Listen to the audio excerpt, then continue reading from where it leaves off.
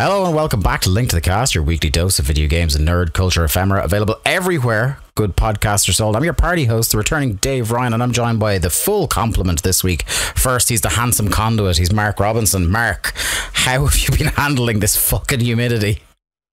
I've not actually been too bad. I'm really lucky that the room that I am in most of the time, the light can never directly hit the room, just the way because the room's angled. Do you live in the Shadowlands from The Lion King? Pretty much, yeah. So I, you know, other than hackling away like a hyena, I actually don't do too bad. And I've kind of been, you know, one of the perks of getting older is you start to feel the cold a lot more. So I'm slowly reverting or slowly turning into someone that's appreciating the heat to kind of like, you know, adjust against the cold that I can't handle in the winter as much anymore. Is that a perk? Yeah, the sarcasm should have been kind of thick in that. I'm not doing too bad with the. I think as well, it's not gotten that hot. Like it's only what I think the highest has been about 24, 25. The actual heat hasn't been bad, but like at least where I am, the humidity has been the killer. Oh yeah, this country is garbage for humidity. It just doesn't know what the fuck to do with it, and it's horrendous. Yeah. But I'm going to Romania in like 2 months, and Maria has been kind of giddy to tell me that Romania in August is pretty much unbearable. So yeah, I imagine enjoy these last 2 months of podcasting with me. Yeah, I imagine it's like similar to when I spent like a good bit of one summer in Prague when Emma lived there, and it's just like, even though there's water and there should be breezes coming from places, there's not. Yeah. The problem that where we are in Romania is like basically the center of the country. There's like a big kind of range of mountains that go around it. So like the heat comes down and then it's got nowhere to go and there's no wind. So yeah, I'm gonna die. You've essentially described Mordor there. But anyway, moving on. The Sidona Simp, but it's actually very appropriate that I call him that because this is Sidona weather. I'll tell you that. It's Jack Lazell. Jack, how are you? Yeah, man. Now just gagging for a bottle of Sidona. That would hopefully be very soon. One will be in your hands. Yeah. I'm doing all right, mate. I'm doing all right. I think just before I just came on the air here, I heard "So Fresh, So Clean" by Outkast, and that's just been piping around my head for the last few minutes now, and it just puts me in a jolly, giggly mood. It's a great song. Yeah, what's a go-to like summer record or summer track from you? What's your feel-good hit of the summer? I mean, Say It Ain't So by Weezer is up there. I love listening to that like on a late summer afternoon. It's just got that perfect vibe. Who Let the Dogs Out, of course. Of course. Come on now. Who Let the Dogs Out? I mean, it works though. Yeah. / Thong Song, like those two. Yeah. So it's a 1-2, surely. My senior group in work, they're all 18-year-olds, celebrated the arrival of summer by blaring Mr. Bombastic. So how would they even know that song? All, like, look, there's a TikTok has been responsible for a lot of things coming back. So that's what I assume. It's either it's been in a Netflix show or it's on TikTok whenever a teenager comes to me with a song that they shouldn't know of the existence of. They're all into Livin' La Vida Loca as well. I mean, that is just timeless, let's be honest. Is it because they're into superstitions and like cats and voodoo dolls and stuff like that? Rounding us out, of course, the nexus of humanity, Garrett Kidney. Garrett, I feel like it's been a dog's age since I've talked to you. They're just brushing right past what Jack just said. Just like, don't worry about your references. Give him no quarter. Hey, I'm doing fine, and I don't like the heat. I hate it. I'm not built for this. I just sit here like working because I work from home, and I just sit at my desk. And I am exhausted just sitting at my desk working from home typing emails. I don't do real work. I require no physical, emotional, or manual labor, and I'm still broken by this heat. I feel like you're in the part of the country that gets the extremes of all weather, because like half the year, it seems that part of the country gets the worst of our humidity, and then the other half of the year you get the worst of the flooding when there's rain. We do flood quite a bit. We're better now. I think we've done some river wonkiness to make it less floody. Put all the buildings on stilts, I assume. Yes, we've actually elevated the entire of the centre of Cork off the ground. We moved the town, like The Simpsons. Are you saying a place called Cork figured out how to stop the stream of water? Oh hello. Here he is. Is that what happened? Straight in. Top bins. But yeah, I'm doing all right. Doing all right. Good. I was born recently, and also were you, Dave? So our June birthdays. Yes. Yes, I didn't realize you were a June birthday, but yeah, we're very close together. Yes, celebrations indeed. And not Are you just... one of these dudes who doesn't like to celebrate their birthday too much, though, Garrett? Oh, I woke up on the morning of my birthday and realized it was my birthday when I saw the balloons on my Twitter profile. So, really? It was like you woke up to a room full of balloons. I mean, I do want to point out we are all now in our 30s, so like there's no celebrations left to be had. Yeah. I've never been a big, like, even when I was a kid, I had like 2 meaningful birthdays. It's not like deprived childhood kind of thing. It's more like I don't care about my birthday. It wasn't like your family was like, you get 2 birthday parties, choose them wisely. Yeah. Because that's your lot. I remember one I had in Leisureplex in Cork. Oh, yes. Sounds good. Which is like the classic bowling arcade laser tag kind of place. So let me tell you about my 13th birthday, right? Because 12th birthday. I apologize. 12th birthday, right? I remember it vividly because it was Leisureplex as well. We went to do Quasar, laser tag, as our American friends would call it. It was characterized by 2 things this day. As we were watching the TV, before we were getting in the car to go, we were watching the classic Saturday morning staple WWF Livewire to catch up on what had happened on Raw that week. And the stalker was revealed to be Diamond Dallas Page.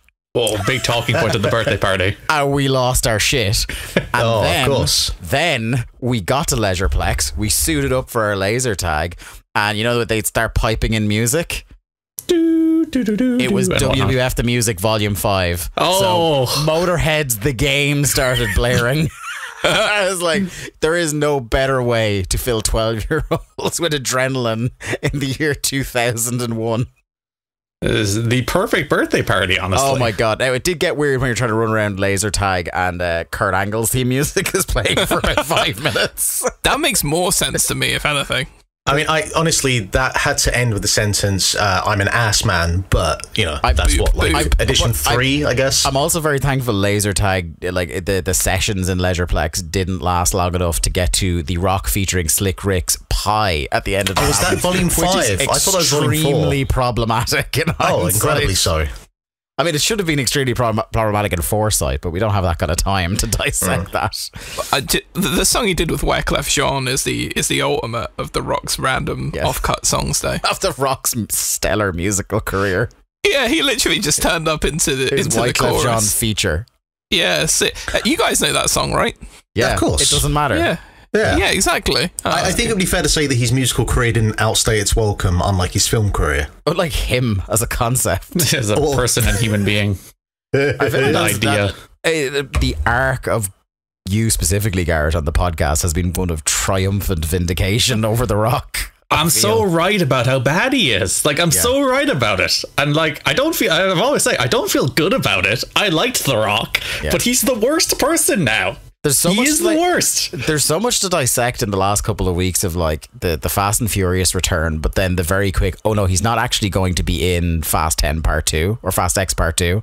He's going to be like in his own spin-off that happens between the 2 movies, and also there might be a third Fast X. That is unfucking acceptable. He's the post-credit scene in that, spoilers, and also he's not going to be in the next one. Yeah, that's what it sounds like. They were very quick, like out. They haven't, like, it's not like an official statement from the desk of Vin Diesel or anything like that. But like they were briefing like entertainment journalists, like, don't expect him to actually be in any of these, because I think most of principal photography for both of the Fast X's was already done by the time the first one came out. And like this again, I imagine this post-credit scene with The Rock was shot maybe 2 months before this movie came out, because he was not always going to be in this. You'll just show up to the family dinner at the end, CGI'd in. Yeah. So I wouldn't expect to see Dom Toretto and Luke Hobbs stand awkwardly side by side, facing different directions, having a full conversation again. Didn't one of them confirm that they'd made up though? I can't remember if it was. No, The Rock did. Oh, was it The Rock? The one that's desperately in need of some PR rubs at the moment was like, oh yeah, no, we're cool. I like him. He's fun. But then he was like the one to me. He announced initially that they weren't pals, and now he's re-announcing that they are pals. That's because he was riding high. Yeah, that's true. At the moment, Vin Diesel is distracted because now he's beefing with Jason Momoa. And Vin Diesel had that like open letter to come back to him, and then The Rock was like, no. I really appreciate the idea that Vin Diesel would accuse somebody in the Fast and Furious franchise of overacting, and this would be a bad thing to him. God, that movie sucks. I hate Fast 10. I don't hate it, but God, it's this classic, like, the family thing became a meme, and now they're doing it, like, earnestly and sincerely. It's like, fuck off. Look, I love it. Wait, they've always been earnest and sincere. Yeah, that's the thing. They've gone too far. Movies. They're still doing it. That's the problem. It was fine when they were doing it for like 2 movies, but now we're like 17 movies of deep. Of like, this is actually a movie about family. Because Vin Diesel takes it seriously, Garrett. Like he thinks that these movies are actually like legitimate, important statements on the nature of extended family, friends, and working together. Everyone else is in there for a laugh. Vin Diesel is not in there for a laugh. He is serious about Dominic this is Toretto. Theater. Yeah. He's genuinely like, where's my Oscar nomination? He is one step short of like having the skull alas poor Yorick, I knew him Horatio in his head. Like, he ends every scene as like fucking Shakespeare. Yeah. What a man. But this is not that cast. This is Link to the Cast. Let's talk about stuff we've seen lately that wasn't Fast and the Furious. There's one thing 3 of us have in common. I'm going to go to Mark first, because there's one from a while ago you've seen, and then one to kind of like to put reignite tensions. To put an end on our Guardians 3 chat as well. Yeah, well, so I'll start with, speaking of Hobbs and Shaw, I finally saw Bullet Train last week, and I went back and I listened to Jack and Garrett's kind of pieces that they had about this film. I still haven't seen it. Pick a side. It's a bad film, all right? It is a bad film. I win. But I will tell you this. If there is a sequel, I will happily be there at the cinema to watch it. What would it be called? Bullets Train? Like Attorneys General? No, Bullet Trains. Or Garrett's kidney. The thing about... I have only a couple of quick takes on this. First of all, I need a Tangerine and Lemon spin-off series, 10 episodes. Thank you very much. I didn't realise that Tangerine Aaron and Taylor Lemon Johnson... or Honey and Vinegar spin-off, you get one. Tangerine and Lemon. Wow. I didn't realize. Okay. I didn't realize that Aaron Taylor Johnson in this film was a sexual orientation for me, but apparently it is, because he is delightful in this thing. As a Cockney. No, just his look, just his attitude. Mark, are you saying that you didn't see that coming? I did not see please.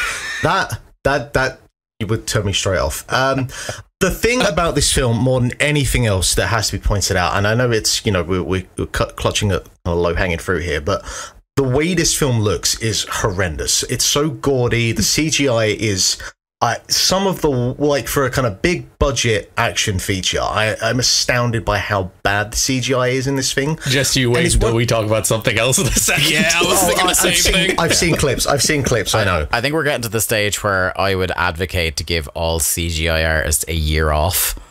Because they're all on the point of snapping, I think. I'm thinking about, I was thinking about this for a while, like a film like this that happened, say, like 20, 30 years ago, because you have like this whole kind of 15-20 minute section at the end here where the train's going really fast, the front of the start of the train carriage is kind of ripped off. Even before that, the fucking shots of the train going around like Japan, like those shots are completely horrendous as well. And then there's a whole bit where the train derails and Brad Pitt's kind of flying through the middle of it, and it just, goes completely off the rails, literally and figuratively.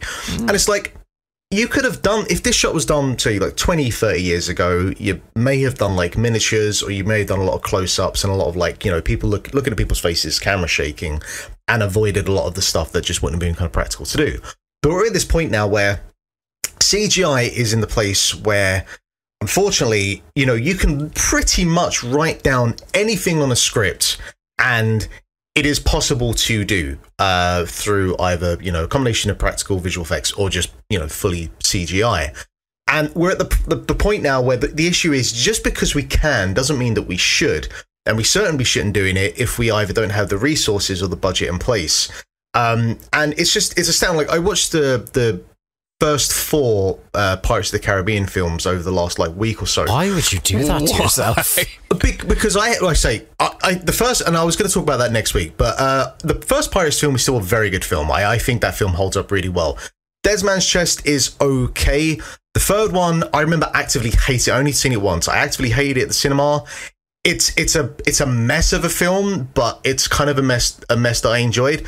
And then the fourth one is probably one of the worst films I've ever seen.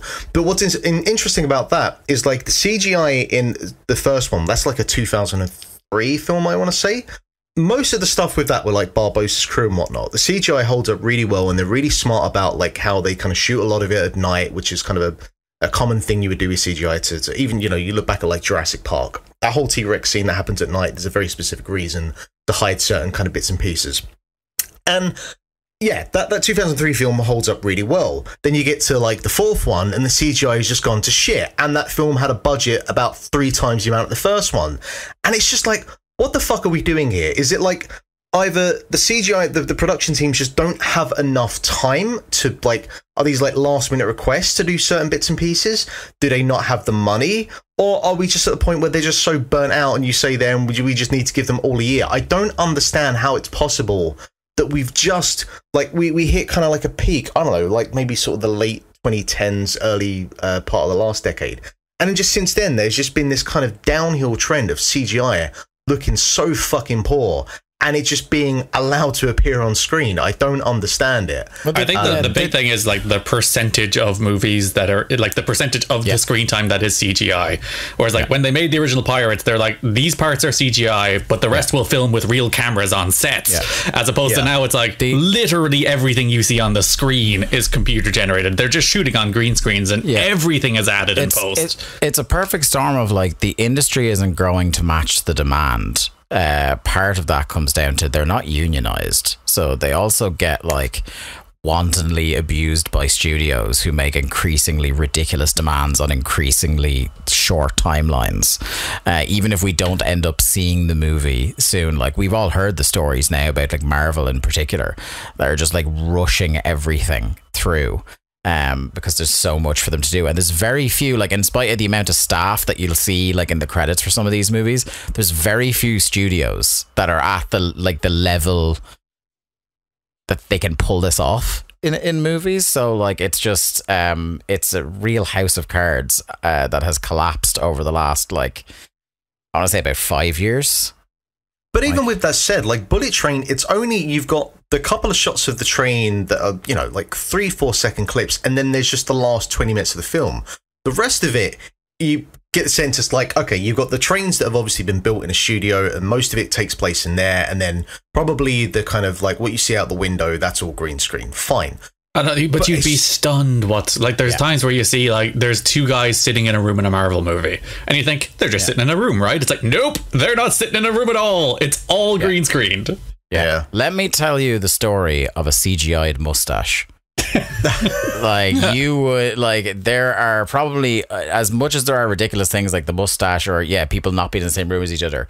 There's 100, if not 1,000 more stories we've never heard about dumb, basic stuff that didn't have to be CG'd, but just fucking was.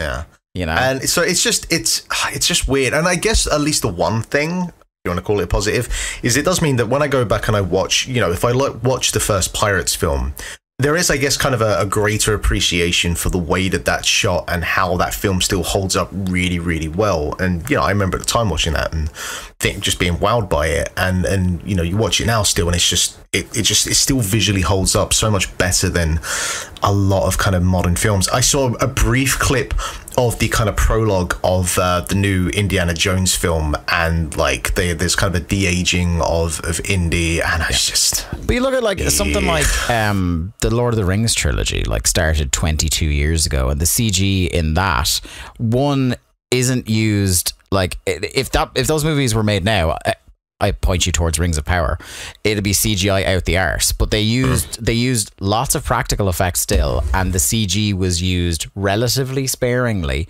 And yes, some of the CG looks dated. They can choose your moments. But there's a difference between dated and bad. Yeah. You know what I mean? Like it's like no one bumped on that in 2003. Everyone was like, my God. Yeah. Like of course. Whereas now we're watching stuff that happens in real time. We're like, fuck. Imagine what that'll look like in 20 years. And it completely, like, I don't remember, like, I want to say maybe would Endgame have been like the last time you saw a movie with significant amounts of CG mixed with live action and you were like, oh, that doesn't look bad? Like, it didn't look visually interesting because of the muted color palette shit that Marvel do, but it didn't look like you can see the seams half as bad as everything that's come after it. I mean, there are parts of Guardians 3 that looked pretty good as well, but I guess Endgame, just in terms of the scale of it, and also the consistency that it, like, you're saying elements, whereas like with Endgame you're like, hey, it all looks good. You know what I mean? Whereas like pretty much right after that you're like, ooh, it all looks bad. Increasing amounts. Yeah.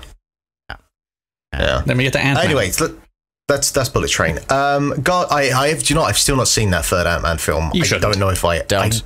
There's no point. It has become increasingly irrelevant since. Yes, for many different reasons. Yes. But Guardians 3, I'll keep it quick as well. I thought this was fantastic. I cried, I think, at least 5 separate times. The whole bit where Rocket is kind of at the pearly gates and there's the fucking otter and is like, you still got things to do. I was bawling my eyes out. Tom York is now canon in the MCU, so big thumbs up from me. Mike Patton is now canon in the MCU, so thumbs up from me. I had a feeling Jack was about to say it, but it is pre-Patton Fate No More. I guess. Look, if that Fate era No More, Fate No More is there, then that's all for me. Yeah, Jim Martin is fucking canon in the MCU. Jim Martin is canon. God bless, because he's barely canon in real life anymore. Maybe in this version, Mike Patton never joins Fate No More because he is later revealed to be an Avenger.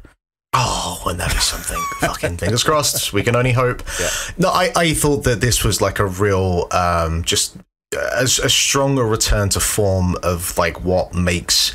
Because the thing with Guardians is it's got that real, the challenging, the balancing act of kind of keeping what made like that first Guardians film kind of stand out from like the rest of the MCU, but still, retaining everything that makes an MCU film. And then obviously the problem with Guardians and the success of it is that both the MCU and the DC films, they all try to kind of pull from the tone of that and then either swung and missed wildly or just felt like a bit of a copycat clone.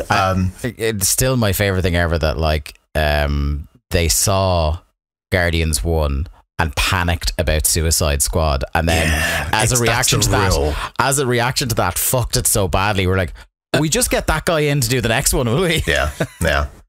But I thought this film was just really such a strong plot around Rocket. I think everyone across the board, performance wise, and again, just a real like.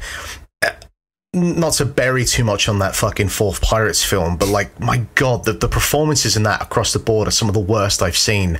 And just to watch something like Guardians 3, where everyone's actually giving a shit about what they're doing. And, I think one of the strong things is like, I know it's very easy to kind of bury on Chris Pratt these days, and for good reason, but like, at no point during watching this was I thinking about how annoying he is. It was just like, no, he is Star-Lord. And I just greatly enjoyed it, and like the needle drops are tremendous across the board. Like, we've kind of gone from the 70s, the 80s to where we are now, where like the whole opening kind of bit with Creep I love dearly, and the bit at the end with Florence and the Machine, I again was crying, bawling my eyes out. And probably just want to in an industry that is it's become like the hot band needle drop, one of the better Beastie Boys needle drops as well. Oh, naturally, of course. But just like one of the most kind of like better performed and effective villains they've had in a while. Just across the board, I just think they did a really good job. They kind of, because the thing as well is like, you've got a lot of characters they have to kind of bring together, and it's one of those rare times where there's a bunch of characters, and I don't feel like, outside of I guess Adam Warlock, but I'm presuming they're going to do more of him in the future, it did feel like everyone had enough time to kind of have their piece, have their moment, say goodbye, because obviously a bunch of these characters are kind of done now. And just as good as you could ask for in terms of kind of signing off this trilogy of films.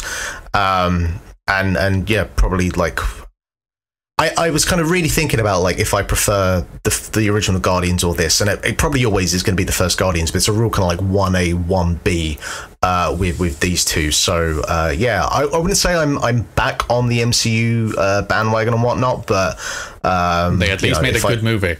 They at least made a good fucking film. And Garrett, it's something we've spoken about before, that like, obviously we've spent a few minutes here talking about CG issues, and we will be back to CG issues quite promptly after this.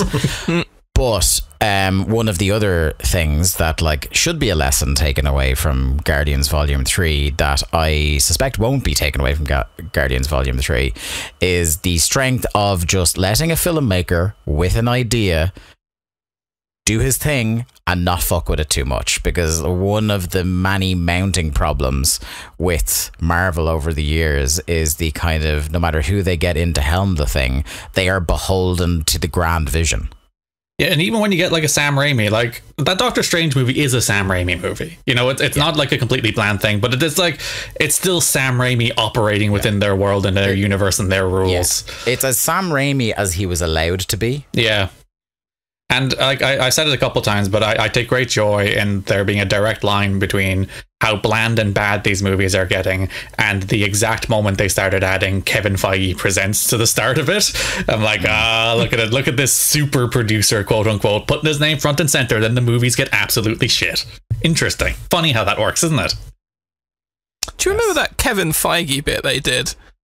Don't you say the words. I told you don't say the She-Hulk words, Jack. You just said them. I know. I'm upset myself. Worked himself into a shoot. Do you know what? I sit here and there's another thing. Who has made the best superhero TV series of the last 5 or 6 years? Probably James Gunn also. Yeah, that was very good. So big ups Marvel's Agents of S.H.I.E.L.D. Do you know what? It's definitely the best TV theme tune of the past maybe decade, 2 decades. What a banger. Yeah, but when you said Kevin Feige, it just immediately popped in my head. I was like, I can't believe they did that stupid shit. And it does kind of tie in line with, like you say, his name appearing in the credits and stuff. Someone needs to tamp down old Kevin. Getting a bit too big for the britches, I think.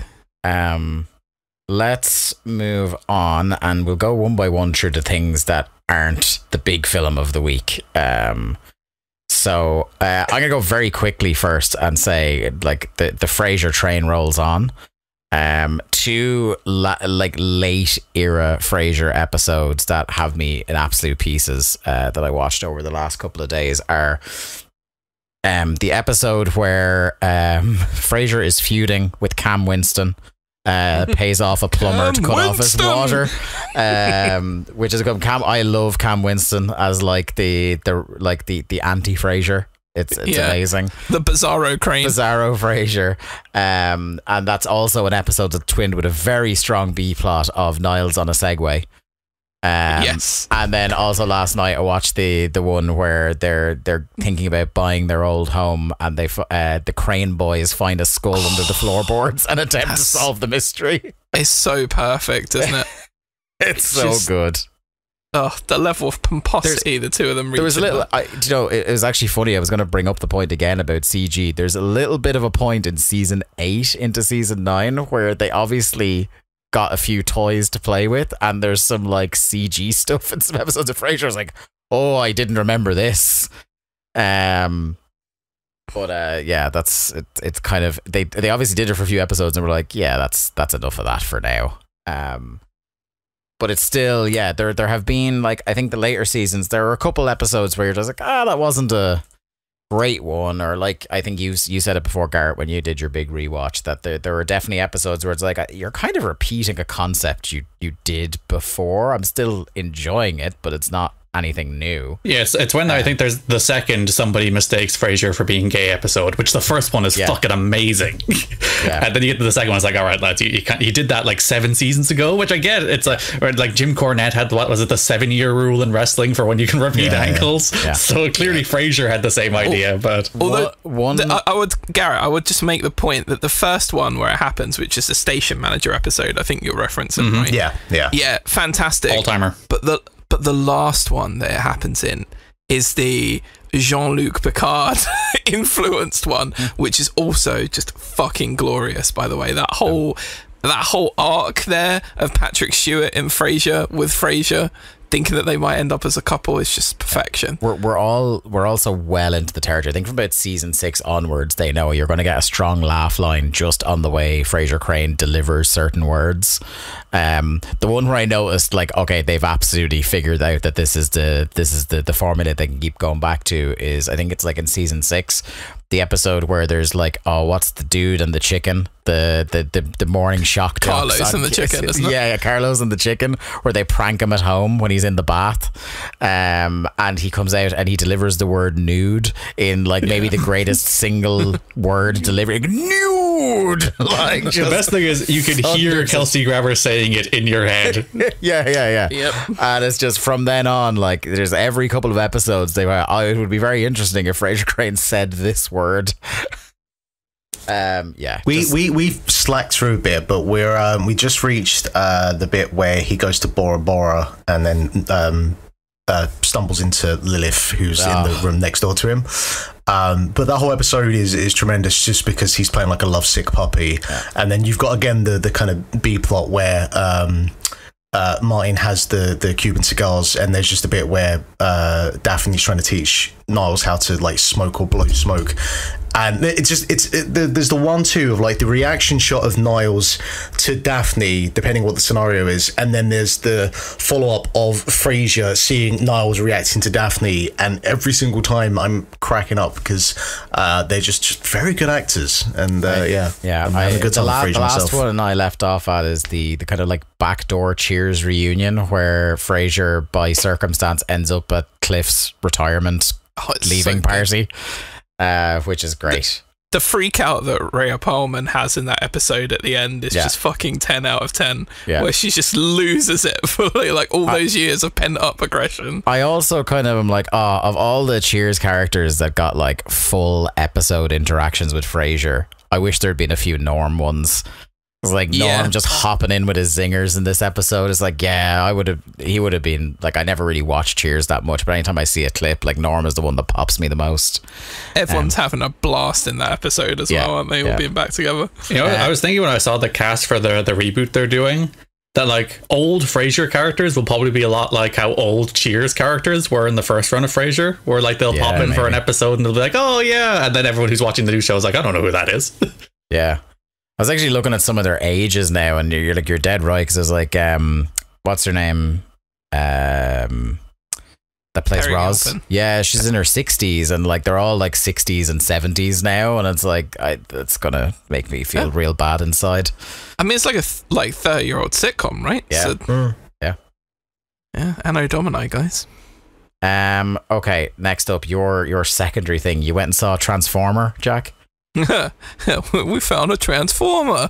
Yeah, unfortunately, there was a distinct lack of Mark Wahlberg in this movie. Cage Yeager, you mean? Yeah, no, Mark Wahlberg. Like, I'm sorry, but Mark Wahlberg plays Mark Wahlberg in every movie. He just does, right?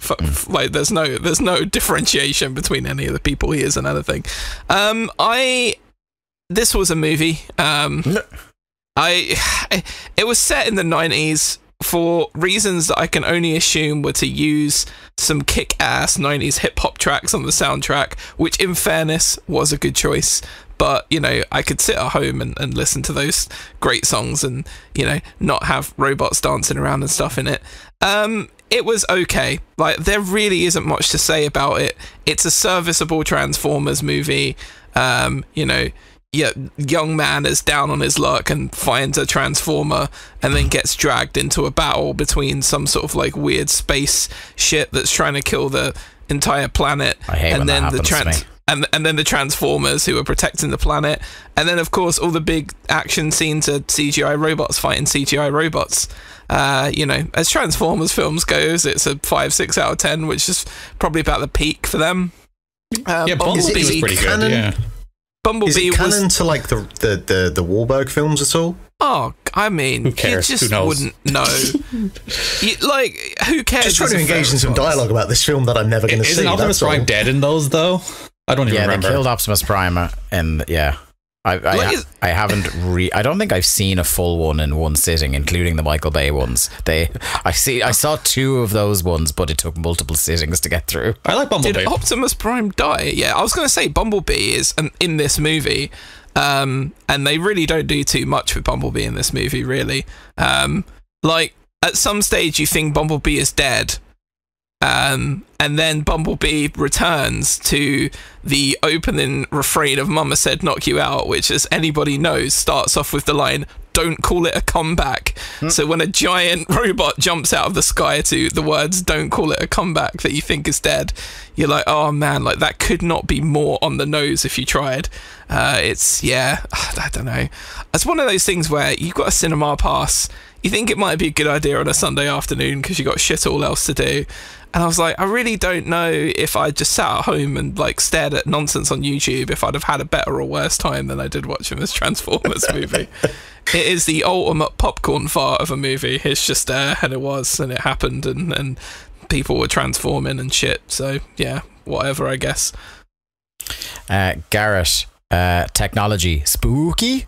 That's the funny thing. Only like 2 episodes of the show are technology spooky now. Oh. Which I think how many episodes are there? There's 5 of this new series of Black Mirror season 6, in case you don't know what the technology spooky show is. And like, to be fair, by the time you got to season 5, it was very clear. It's like, you can only say my fridge is going to turn evil and kill me so many times, Charlie Brooker. There's only so many scenarios in which you can do that in a fun and interesting way. You run out of appliances. You do. For a while. There's only so many technologies that can turn on you. So, what if my smartwatch was Hitler? Ooh.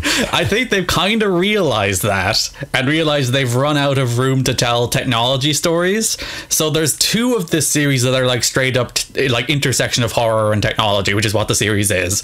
And then 3 are just kind of like standard horror, kind of crime procedural is one of them. Like, they've decided to get a lot more wacky and a lot more weird with the just genres of the episodes. They're all like loosely still horror, but they're no longer just technology horror, which I think is what's turning some people off this season. But like, I get it. Like, come on, this show has become a cliche. It's become a parody of itself. It does need to do something different and interesting.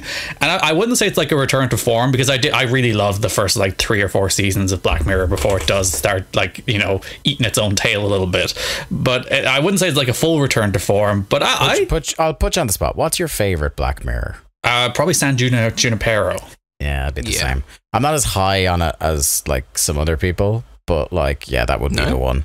Because it's the one that's like the entire series is like this show's fucking bleak, and every time the technology kills people, and it's like the one with the happy ending. So it's like, oh, thank God. Yeah, I like. Is it happy though? That's the thing. I don't read that as a happy ending either. But it's the least cruel ending. I think. Yeah, nothing put it that way. Nothing genuinely awful happens. There's a sinisterness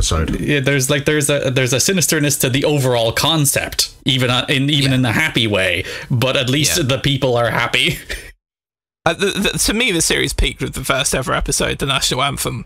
Prime Minister fucks pig on live television. Like, genuinely, as a concept for a TV show, I don't think I'd ever heard anything more ridiculous. And then in real life, we found out David Cameron stuck his dick inside of a pig's head when he was at Eton or whatever dumb, horrible Tory factory they were when they did that shit.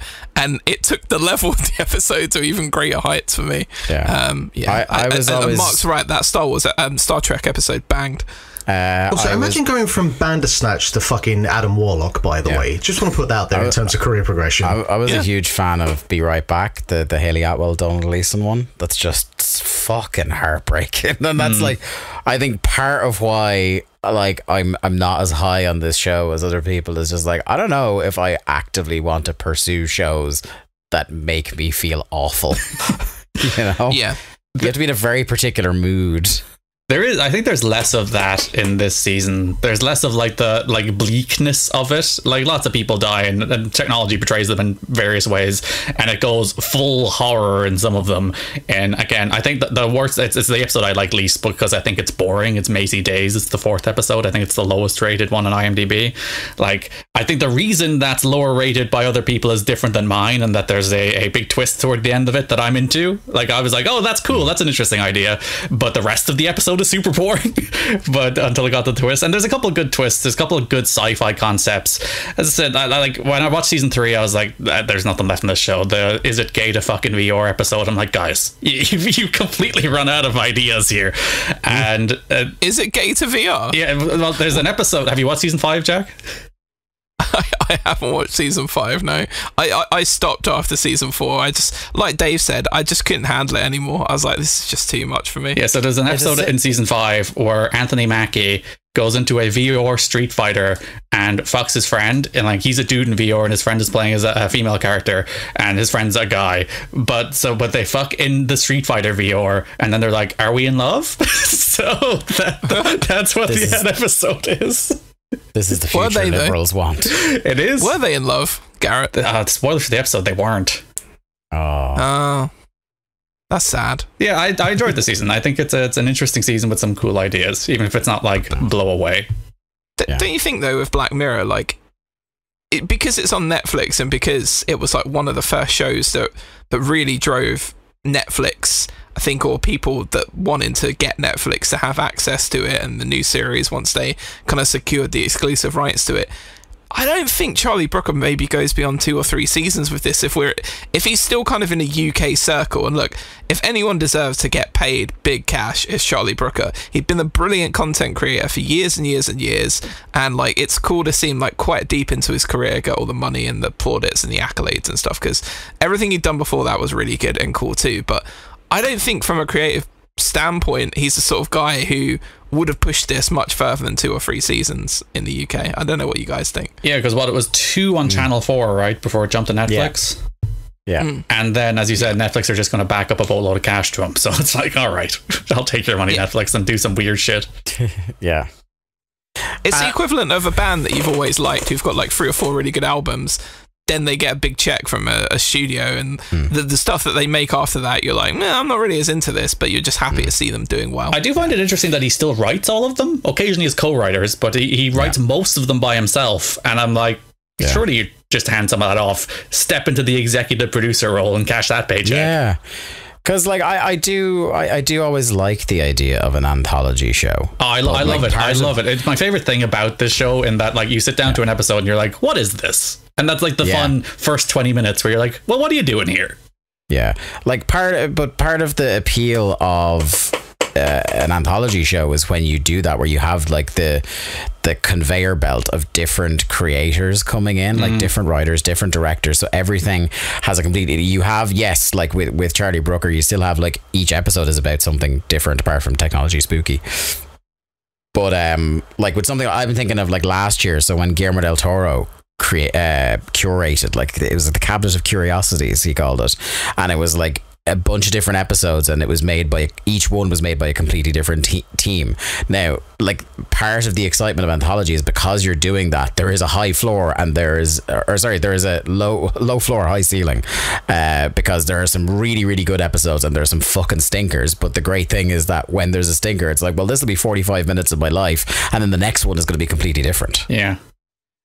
I wonder if Brooker would be curious enough to have ChatGPT write an episode of Black Mirror. Oh, he talked about that in an interview recently. Oh, really? And he tried to, and he said it was shit. So. Of course. Isn't that what the first episode of this new series was about, though? I was hearing, like, didn't they get, like, isn't that about an AI taking someone's image or something and then making a show with them? Yeah, it's about fake Netflix, basically taking somebody's life and turning it into a show in basically real time. And it's a fun idea, and there's some fun twists in it. And I like that both the first and second episodes are about like the exploitative intellectual decline of Netflix in particular's content. So Charlie Brooker is taking a lot of money to slyly throw digs at Netflix on their own platform. Hey, speaking of capitalizing and repurposing the images of dead people in your current media product, let's talk about The Flash. I think we should put up full spoilers, because you can't not talk about the spoilers in this film. They're too good to talk about. Okay, so the full disclosure, apart from spoilers from here on out, is I literally walked home from this movie, sat down and started recording the show. So I am still digesting this movie actively in my brain. And there's a fucking lot to digest about this movie. I finished an hour before. Gentlemen. It is, to me, the kind of the opening salvo I want to put in is that to me it is 2 entirely different movies hewn together by some of the most spectacularly hilarious CG I've ever seen. Yep. And like neither of those 2 movies were bad. I kind of like this movie. Yeah, I landed. Of course, Garrett. Of course. But I think I landed on 3. I went for 3 as well, because like there's ways in which it is bad, but the ways in which it is bad are usually extremely funny. So like thumbs up, good job, The Flash. Yeah. Okay, so like 5, like 3 out of 5, 6 out of 10. 5 stars is what you're about to say. I was like, holy shit. No, I can deal with that as a rating. I think it's guys, honestly, and it was the thing that was kind of leveled a little bit at Spider-Man, and I didn't really care because I don't think I was particularly self-reflexive enough to want to acknowledge it, why it worked for me. But imagine watching this movie, right?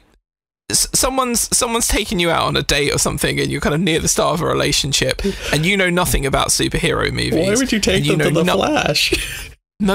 Yeah, but like, you don't know, do you? You don't know. Like, for me, the basic level of what a movie should deliver is that there should be like a clear plot. You should be able to understand why things are significant to a degree, and when you come out of it, you should sort of understand what took place. And I can't say that this movie passes any of those tests at all, or even comes close to it at any point. I think there's a pretty straightforward story at the center, which is like overcoming grief and loss and accepting it rather than trying to change and fix it. And they fucking make a meal of it. That's the reason I'm like, I think it's pretty straightforward, because they fucking bash you over the head with it. Yeah. There's one point where it's like the entire plot of the movie is summed up in one sentence, where Barry says 3 lives ruined over a can of tomatoes. And they even, like, at the end of the movie, when they do the big moment where he lets his mom go, essentially, they even like replay the thing she said at the start about how sometimes there is no solution. It's like awful, bashing you on the head. They redid that like 3 or 4 times during the movie. That same quote, because like she says it to young Barry, and then Barry says it to other Barry. By the way, when she says it to young Barry, there should be literal alarm bells over her head. It's like, this is the moral of this story. Like at the start of the movie, you're like, all right, that's the thesis of the movie, and then to say it like 3 more times. Yeah, but do you feel like any of those emotional beats are particularly earned in this movie? Because I really didn't. I don't know. That's why the story doesn't work for me at all, because I'm just chucked in. And by the way, I'm not. Before we even get deep into the movie, Ezra Miller was terrible in this. But he's meant to be. Yeah, like that's like Barry is a fucking annoying prick. I think that is my favorite thing about this movie, though. I've never cared for the Flash because, like, I know it's the bit that Barry Allen is an annoying character. But there's being annoying. Like, it's the difference between Heat and Change the Channel Heat for me. Like, Ezra Miller is Change the Channel Heat in this movie. Awful, really bad performance. The reason I liked it is that he is unbearable and the worst. But also, the older version of him is realizing just how unbearable and the worst he is. Yeah, that's the kind of bit that I like, is that, like, geez, like, it's almost like the audience surrogate of like older Barry being like, Jesus fucking Christ, is this what I sound like? Yeah, it's because usually this is what all superhero characters sound like. They're all like this all the time. Yeah. And for once, a movie is like, that is so fucking bad. Why are we like this? And it is a little bit like pointing at the bad thing and saying it's bad. But at least it's someone is suffering, and that makes me feel good. A character in this movie is suffering because of how annoying the lead character is. And I can at least live vicariously through that. That doesn't sound like it should be a thing, though. Can we just have characters that, like, actually, you know, I can buy into? And to me, I get the gimmick. I understand what they're trying to do with an obnoxious character. But there are plenty of examples of obnoxious characters in movies that are portrayed in a sort of even-handed fashion that make sense, that fit in with it, and you almost sort of accept them. I did not like the tone of this performance. It felt weird. Lots of the line deliveries just didn't sit right with me. In fact, I found that when Ezra was being more obnoxious, I kind of preferred it than when Ezra was trying to be like po-faced about things, or, you know, like doing the super serious moments. I just didn't buy into any of it. And what the fuck, man? Is General Zod the villain of this movie, or is Barry Allen the villain of his own piece, and he should have listened to Bruce? Barry Allen is, yes. Yeah, well, that's like Zod is like, just like background dressing for the Barry Allen story. Yeah, but you take one of the great villains of the sort of DC universe, and they're just there, and there's no real purpose or build up, and they're just there as a lingering threat on a television screen, and then they turn up in the desert for 20 minutes for a genuinely terrible, like, not even, we'll get to some of the really bad CGI, but that whole thing didn't look great either. I will say one thing though about that particular fight scene in the desert, and you know what I'm about to say, Jack, is that at one point they use the raconteurs during that. Therefore, it is a 5-star movie. It's a great movie. No, thumbs up. Salute Your Solution is a great song. It is a great song, and you should be disappointed that it was used in such a There's one person at Warner Brothers that is in the music department, because this is, I think, maybe the third Snyderverse movie that has a Jack White related needle drop. Yep, it is, yeah. Hardest Button to Button was in Justice League. Oh no, sorry, Icky Thump was in Justice League. And then there was definitely another one, maybe Hardest Button to Button. So yeah, 5 stars, obviously. Great movie. Yeah. But like, as Zod goes over, you should be happy, Jack. Not only is he goes over, he wins. But do you know what it feels like to me? It feels Zod like goes over. Like, I'm rooting for Zod. Yeah, you clearly a big Zod. You hate Edward Miller and you like Zod. You should be happy that he won. But do you know what? Do you know what is an undisputed fact of cinema? Is that if Michael Shannon is in your movie, it's better than if Michael Shannon isn't in your movie. It's true. And I will die on that hill. Listen, the first scene in this movie is a scene where a building collapses and a bunch of babies fall out the window. Oh my god! No, I started cackling. Yeah, that bit was genius. It's just like, imagine, right, that, like, because we haven't overtly talked about the real life crime spree that Ezra Miller was on a couple of years ago during production of this, and they're seemingly in a better place now and getting help, etc., etc. But it's something that's hung like a pall over this movie. And you would think that with the legitimate crimes and hostage situations and things like that, somebody at some point in a meeting might have said, maybe in the first scene we shouldn't imply that Ezra Miller is microwaving a baby. That scene is so good. At first I was like, I was making mental note. I was like, I'm going to make that gag on the show. And then at the end of the scene, when all the babies are saved, the microwave dings, implying it was on. He was cooking that baby. But like, there's the first scene where like they're locked in the maternity ward, and like they turn around and you see a bunch of babies. It's like there's a bunch of babies in the hospital. Yeah. But then there's the next one where the building tilts over and literally like 10 babies fall out a window. And I'm just like, this is perfect. I don't want movies to be anything else other than this stupid. So what? I counted maybe 4 or 5 times that I like audibly chuckled at the cinema, and one of them was there was a good deadpan line delivery in that, where it's like it felt like something out of an episode of Freakazoid, where it's like Freakazoid and Cosgrove going back and forth, where it's Alfred and the Flash talking about what's happening, and Alfred is like, the East Wing is going to collapse, and he's like, it's not, I'm looking at it right now, it's not going to collapse. And then there's a big boom and just deadpan is like, yeah, that's the East Wing collapsing. That did get me a little chuckle. I just like how the thing I loved about that scene was just how much jeopardy, despite the fact the babies were already in extreme jeopardy as they were hurtling from the 12th floor down to the ground. Every single baby had its own individual issue. Yeah. Like, one baby was near an oxygen canister that was about to explode. Another baby had like a piece of glass coming at it like a knife. There was even like an emotional support dog, and it was just every possible scenario you could have for all of these creatures that are falling out of the window. But, so this is like, and that scene encapsulates the thought I came away with from the movie, and maybe why I enjoyed it, is that it has the same peak of the movie, but it has the same. It's basically the same as how I felt after the first Venom movie, in as much as I was like, if that came out in 2002, that's my favorite superhero movie of all time, because it's the subtlety hammer. Like, again, one of the gags I really enjoyed, and like almost embarrassingly, is when he goes to take off for the first time as the Flash, and the credits, the title card starts to come up, and him and the title card both get interrupted by a teenager going, it's the Flash.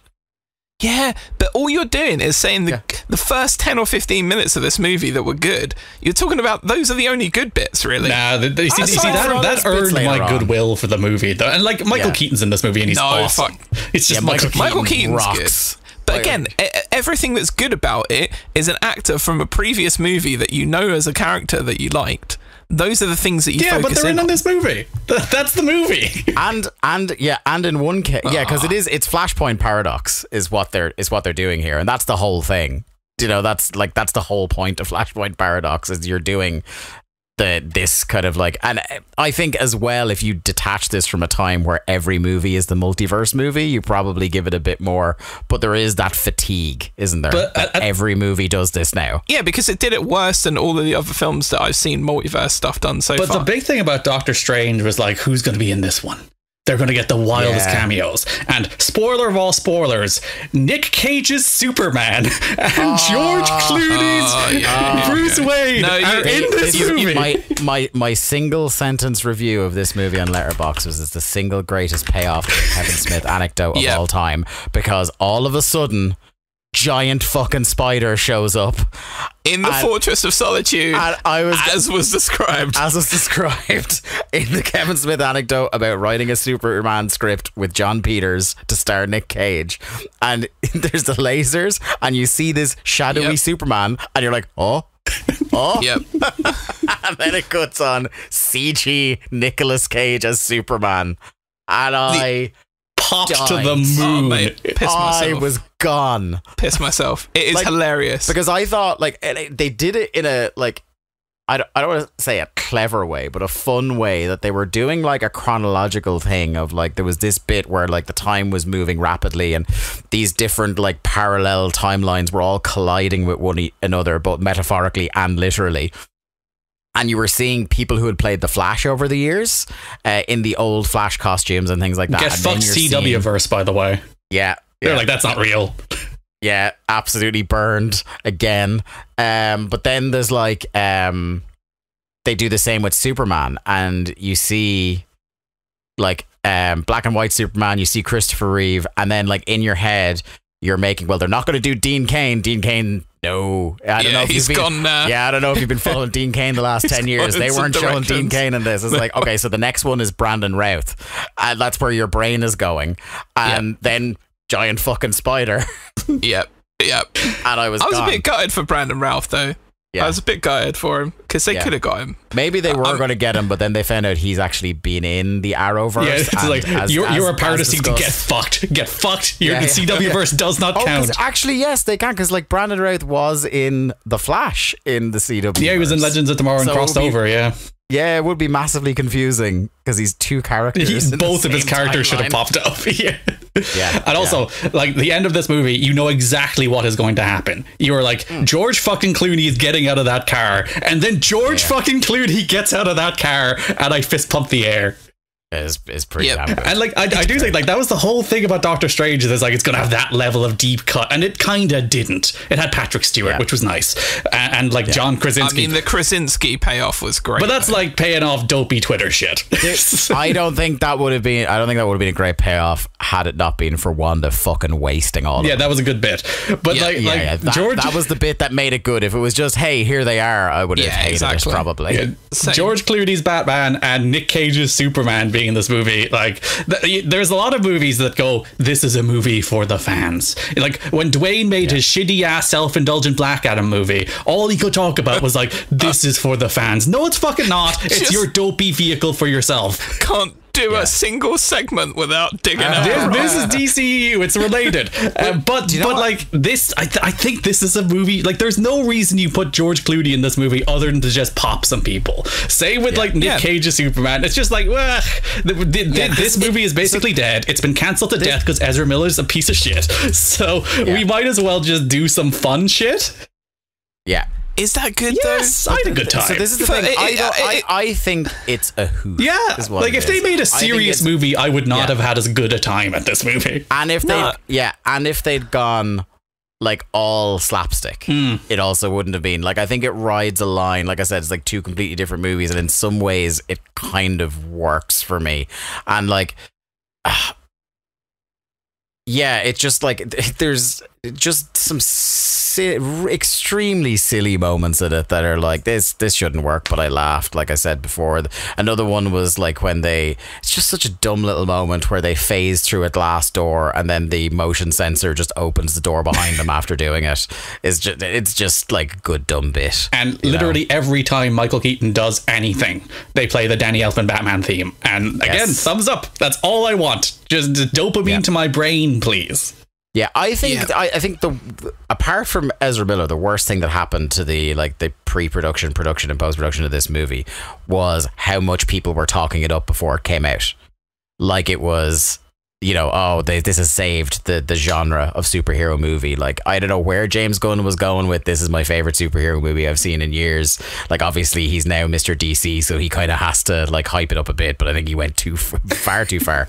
And a lot of people who were seeing it in previews were raving about it, and the bar was set so high where it's just a dumb hoot. It's really silly. I mean, isn't that just the issue where you have like DC fanboys and kind of levels of copium where anything DC related has to be the best thing? But it was actual journalists were saying this. Like, actual reviewers were saying this. Yeah, it wasn't. Now all the review scores are out. It's like 60-something% on Rotten Tomatoes. I completely ignore the what do they call themselves, like the enthusiast press, like the very first reviews is like, this is game changing. Ezra Miller's performance should be nominated for an Oscar. It's unlike the genre you've ever seen before.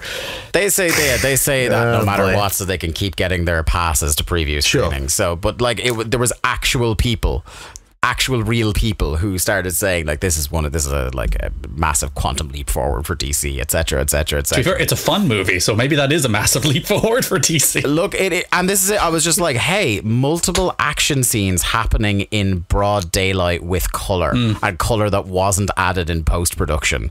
And most, if not all of them, suck. Zod wins. Yeah. Twice, actually. Yeah, they reverse time and he fucking wins again. He just kills Batman twice.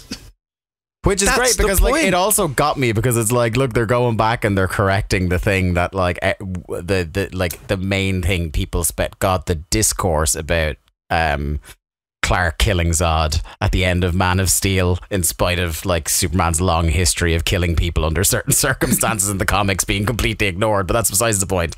That they just went back and almost like I felt the filmmakers going, see, he's not dead. Superman didn't kill him. Shut the fuck up.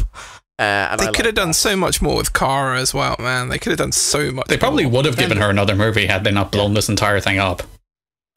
It just she was good. She was good, and she was good. Yeah, and like she looks the part as Supergirl as well. For sure. I honestly, this whole thing is supported by a massive crutch of nostalgia.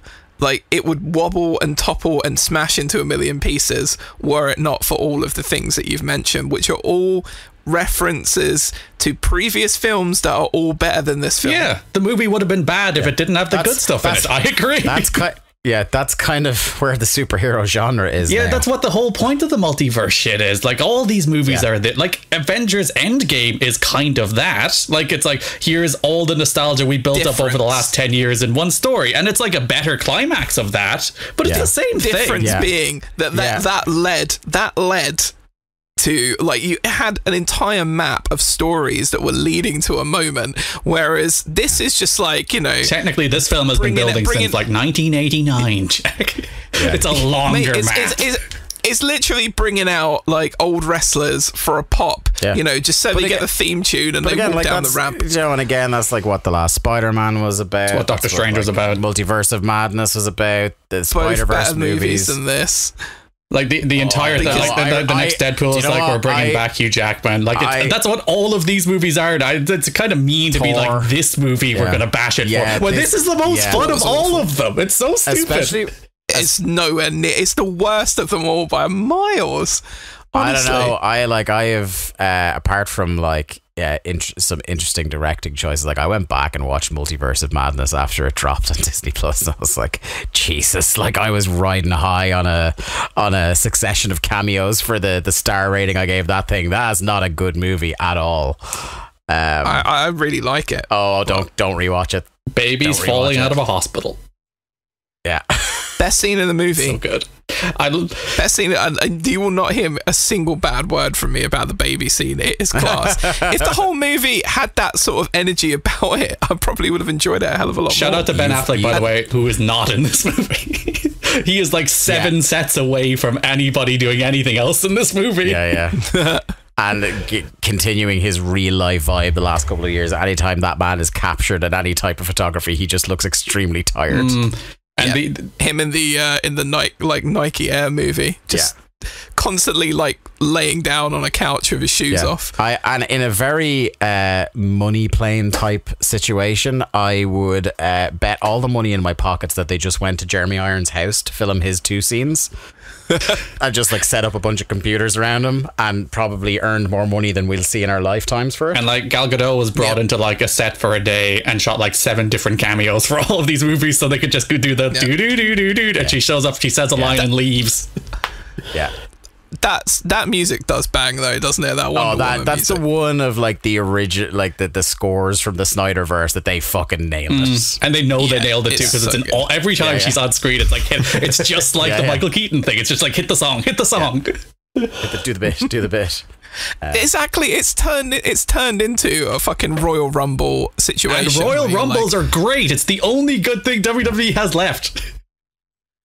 I'm conscious of time, gentlemen, so let's move on. I would be excited to I don't know if I'd encourage Mark to go see it or not. I can't actually predict what Mark would think of it. We didn't even talk about the bad CGI in the end. Didn't. The CGI in this movie blows. There you go. Yeah, I just don't think I mean, I have no frame of reference for The Flash. I think there's maybe like 2 of these like DC extended universe films that I've actually liked. And I fucking hated Man of Steel. So the fact that they're referencing that means I probably won't like this. We also just ruined literally every good thing in the movie for him. There you go. I'm a relatively high guy on Man of Steel, but we don't have that kind of time. It's an entrances and finishes thing, Mark. Yeah. It's not a 5-star match. And that's why the Attitude Era was more popular, Jack. Wrestling is dying because we're not just doing entrances and spoken like a man whose primary employer employed Vince Russo. Fuck me. Video games. I will be very quick about this. I, as we speak, stand before the Elden Throne. I have 1 boss left in the entirety of Elden Ring, and it's the last one. Radagon and the Elden Beast is all that's left. This week, I took out a lot of the big boys, the ones that I was still scared of. Actually, since the last time I was on the show, I took out Dragon Lord Plagiarisax. I took out Malekith, the Black Blade, and the one that I was like, this is going to be the wall, and I'm never getting past it. It took me 10 attempts, but I beat Millennia, Blade of Mikola, in one of the most, this controller might slip out of my hands, I'm sweating so hard out of anxiety fights I've ever had. Is this whole accomplishment going to top, I don't know, like any of your master's degrees or anything? I think you're going to say it's going to top anything in video games, which it might. Like the one before that, in terms of like achieving something incredibly difficult in video games, was when I beat Cuphead 4 years ago, almost to the week, actually, because it was around my birthday that I finally beat Cuphead, and now it's around my birthday again, and I'm probably going to beat Elden Ring tonight. Not only beat Elden Ring, but I'd say within about half an hour of beating it, I'll have the platinum. Wow. I will have conclusively, as was my mission statement, I will have beaten a Souls game so conclusively that I never want to hear the argument again that you just need to get good at these things. I admit it. It's done now. I've done one. It's one of my favorite games of all time. Leave me alone. Congratulations on getting good. I'm not going playing Sekiro. Now play Dark Souls 2. Not going playing Sekiro. Dark Souls and Demon Souls, probably not. I have committed that I will, after some lengthy time off after this game, play Bloodborne, because like the aesthetic of Bloodborne is so my kind of thing. It's a better game. Than Elden Ring. I think so. Ooh, hello. Well, I look forward to playing that, but I have beaten everything. I have found every enchantment, every talisman, every... Have you read every single one of the item descriptions? I've read a lot because I really enjoy the lore of this game. You got sucked in. You become a full sicko. Yeah. I even found the secret pose you can do in front of a certain statue in the capital that reveals that Radagon and Marika are the same person. I've done all that shit. I have done it all. I have conclusively, and like obviously there's DLC allegedly still coming out in 2023 of this game, and I will play that and I will beat it too. Do you know, Dave Ryan? I'm proud of you, and I'm happy for you. Also, I've said this before, but do a New Game Plus run. You'll beat the game in 2 hours. Yeah. It will be so satisfying. God mode. Yeah. Hey, actually, can I come around to yours for a day, play that version of it, so I can say I've completed Elden Ring? It'd be funny if you just still get stomped. Yeah, you'll walk out to that first field, you'll see the horse dude, and you'll kill him in 2 hits, and it will be the best feeling. It's so good. Yeah. That's it. I do it specifically just to go to the bosses that gave me grief. Like, I go back to that Gargoyle duo, which I spent way longer on them than I ever did on Millennia, because like by the time I got to her, you've been like, when you do the beat every boss run, you end up getting like, you do so much of the combat in that game that like when you get into it, you're just like the first time I faced Millennia, I got to her second phase straight away. I think she maybe hit me once. No, the second phase killed me to bits. And she does that bullshit where she heals. Just bullshit. Yes. Yeah, every time she hits you. Yeah. Last night I beat the Godfrey, the First Elden Lord / Horaloo first time. You know, like you will end up, because you do all the bosses, you will end up in situations where there are bosses you have heard about or read about that are supposed to be on the list of really difficult ones, but you've spent so long fine-tuning how you fight in these games that you just go through them like a hot knife through butter. It's weird. I'm interested to see how the final boss goes for you, because I beat it on like my second attempt first time through, but in that New Game Plus run, I was like, it took me like 15. I was like, how did this get hard all of a sudden? And people seem evenly split about which half is harder. There's people who say Radagon is the hardest part to get through, and then the Elden Beast transformation is the hardest to get through. So I'm interested to see which one I find, although I've heard that the Black Flame Tornado weapon arc absolutely eats through the Elden Beast. The one thing I'm disappointed I didn't do is I want to be able to carry that. Did you find the fingerprint shield, Garrett? No.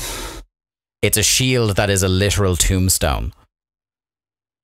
And it can repel almost all holy attacks, which Radagon is very good at, apparently. So I kind of wish I'd beefed up my stats that I can hold that shield, because I have the shield, but I can only hold it with a rune arc equipped. So like, and I have a finite amount of those, obviously. But yeah, that's Elden Ring. It's pretty good. It's like, it is sitting nicely and comfortably in the top 10 games I've ever played. I love it.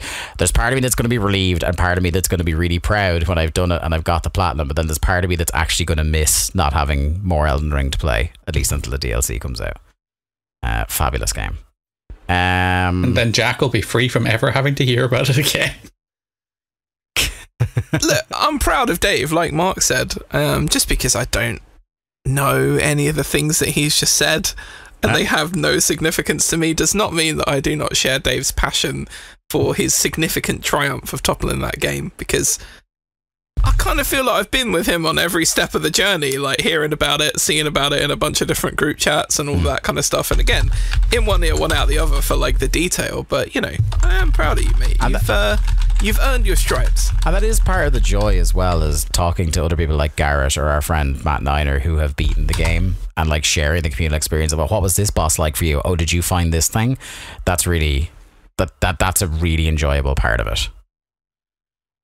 Anyway, let's move swiftly onwards. Jack, the Steam Deck has been getting a go this week. Yeah, I've just been playing old Tony Hawk's Pro Skater games on my Steam Deck, waiting for Final Fantasy 16 to come out. Didn't want to commit to playing the demo of Final Fantasy 16. I'm not sure. I might cave before Friday, because is it true you can... It transfers save progress, yeah. It carries over. Yeah. So basically, you just play the first 90 minutes, 2 hours later. And as far as I can see from the way it kind of plays out, it's basically just like the prologue of the game. So I think it's kind of, there's a nice split between where that ends, and the fact it comes out on Friday means that you haven't got too much time between the demo and actually starting to play it. So I think you could play the demo and be all right. Okay, fair enough. Yeah, I was it Final Fantasy 7 Remake where the I don't think the demo progress transferred over into the main game. It was just the bombing mission, and with that thing, they probably still didn't even know how that game was going to fucking end. So I'm not surprised that didn't carry over. Yeah, it just frustrated me having to replay the same thing again. I was like, oh, this is kind of especially boring. Because it was literally the start of the game. It wasn't like there was a game before. Yeah. It's just like, no, do it again. No, if it was like a random juncture of the game or something, that would have been cool. But no, it was, you just have to basically restart it. So I did read that a couple of days after the demo came out, and I was like, okay, maybe I will play the demo. But instead, I've just been playing old Tony Hawk games on the Steam Deck and having a blast, because I hadn't picked up my Steam Deck in quite a while, actually, because we've had like a few back-to-back big games that I've been playing through and like really enjoyed. And after I rolled credits on Tears of the Kingdom, it was a bit like Dave was saying with Elden Ring, is a bit of a sense of loss. I put in a lot of hours into that game in a really short space of time, and it basically was my life for a couple of weeks. Whether that's sad or not, I'll let someone else be the judge of it. But I didn't know what to do, and then I just thought, like, for this really expensive, awesome bit of kit in the Steam Deck, so I think it's about time I dusted that off and started playing that again. And I've just been having great fun making my way through Tony Hawk's 1, 2, 3, and then now I'm playing a bunch of Tony Hawk's 4, and just loving the music and the vibes and everything, and that big wave of nostalgia hitting me, but inside the original product that it was concluded in. But there's not really much to say. All those Tony Hawk Pro Skater games raw. It's just still great fun to play now to have like PS2 emulation that's handheld and works that well. Oh yeah, the handheld element is great, because you can play it in bed before you go to sleep or something, rather than sitting up and into the middle of the night and then having to drag yourself back across or whatever. It's awesome. I haven't played 4 in a day and age, but how well does it hold up? Because that's the first one that removes the like 2-minute timed approach to it. Like, how well does that sort of open world probably isn't the right term to use, but like just that kind of change, does it hold up as well, or would they take a couple more games? Because like post 3, my brain gets a bit hazy about like how those games hold up, and I've said a couple of times that I would get to like that and American Wasteland, and I haven't got around to it yet. American Wasteland is a bit... I'm going to replay American Wasteland though, because I haven't touched that probably since I completed it, whatever period of time that was, unfair period of time, like a decade ago. But I've replayed Underground and Underground 2 in like the last couple of years, and I do think they hold up really well. And it has the limitations of the PS2 graphics and everything, but I like it. I think it's the free skate option is so much better in a Tony Hawk game than the confined 2 minutes. I think the confined 2 minutes has its own challenge. Like it's cool to be able to go and hit through as many things as you can do in that time, and you have to be more thoughtful and more efficient. But this kind of allows you a little bit of scope to, explore a level and go and see what areas are good to get points in, or what areas are good for combos and all of that sort of stuff before, you jump into some of the missions. And the missions are good fun, a bit silly. I think it peaked, I want to say it was either Underground 1 or 2, when they allowed you to get off your board as well. So you can get off your board and then walk around, because the only thing about the initial open world thing I think that I find a bit of a struggle is if I want to get into an area and position myself, everything I have to do it by, jumping or grinding and landing. And if you want to get to a spot and, you get something slightly wrong on the way up to the spot and you stack it and you've got to try and work your way up there again, it's really frustrating. Whereas the taking you off your board element is when it really peaks. I think that was Underground 2. You could do that for the first time. So yeah, they hold up really well, Mark. You have to have a play and see what you think, but yeah, maybe quite biased because I love Tony Hawk's games. Mark, you're up next. Okay, so Planet of Lana is this side-scrolling kind of platformer that dropped, I want to say a month ago, maybe or so.